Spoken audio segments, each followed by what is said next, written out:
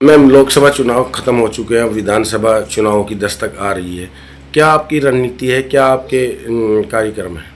पहले तो मैं अपना परिचय देती हूँ कि मैं शकुंतला भांडोरिया, एक्स चेयरमैन नगर परिषद रिवाड़ी से।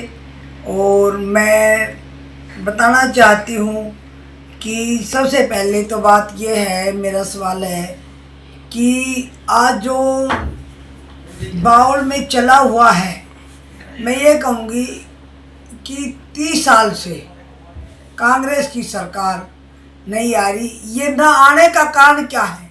हमें उस जड़ के पास पहुंचना चाहिए जहां हमारी कहीं कमियां हैं। सबसे बड़ी बात यह है कि यहाँ पे अगर किसी लोकल स्थानीय को अगर यहाँ से टिकट दी जाए, मैं कांग्रेस से भी अपील करती हूँ और मैं हुड्डा साहब से भी कहना चाहती हूँ, इस मीडिया के माध्यम से मैं बताना चाहती हूँ कि अगर अब की बार किसी लोकल को स्थानीय को अगर टिकट दी जाएगी तो 1000% वो सीट निकाल के लाएगा और बावल का विकास होगा। आज मैं बताना चाहती हूँ कि 10 साल में इस भाजपा सरकार ने ऐसा है, अगर किसी स्थानीय को टिकट मिलती है तो बावल की जनता उसको कामयाब करेगी, तैयार खड़ी है। क्योंकि जनता बावल की 10 साल से परेशान है, वो इंतज़ार कर रही है कि कांग्रेस सरकार को हम विजय बनाएं। पूरे हलके में यही आवाज़ है कि कांग्रेस आएगी। पूरे हरियाणा में हवा भी चल चुकी है। और मैं बात करूं बावल विधानसभा की, तो मैं ये कहना चाहूँगी कि किसी लोकल स्थानीय को अगर टिकट मिलती है तो बावल की जनता उनको विजय करके और भेज देगी। हुड्डा साहब की झोली में ये सीट डल जाएगी। मैम, कई दावेदार हैं, तो क्या क्या चुनौतियां रहेंगी आपके सामने?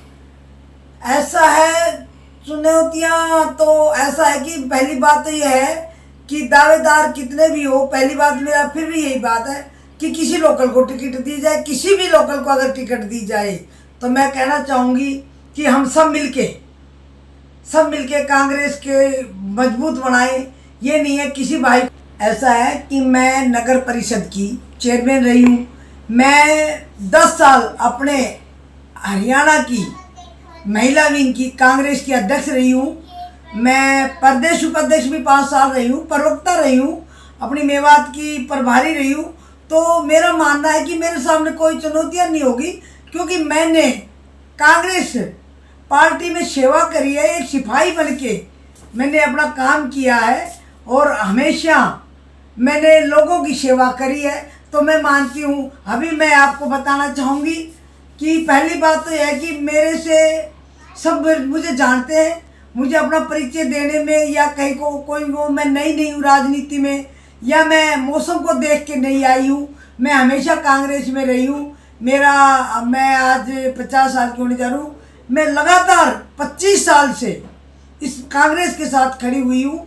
दूसरी बात मैं बताऊँगी कि मैंने लोगों की सेवा करी है। मैंने सत्ता में ना होते, एमएलए ना होते हुए, मैं जब चेयरमैन नहीं थी, जब सरकार थी, तभी मैंने लोगों के बड़े काम किए। अभी आपके सामने था अपने बालास जाट में, वहाँ की मैं मुद्दा बताऊंगी बात आपको कि 1 साल से सरपंच धक्का खा रहा था। स्कूल का रास्ता था वो, लेकिन वो इतना पानी से भरा हुआ था, आने जाने के लिए बड़े दिक्कत थे।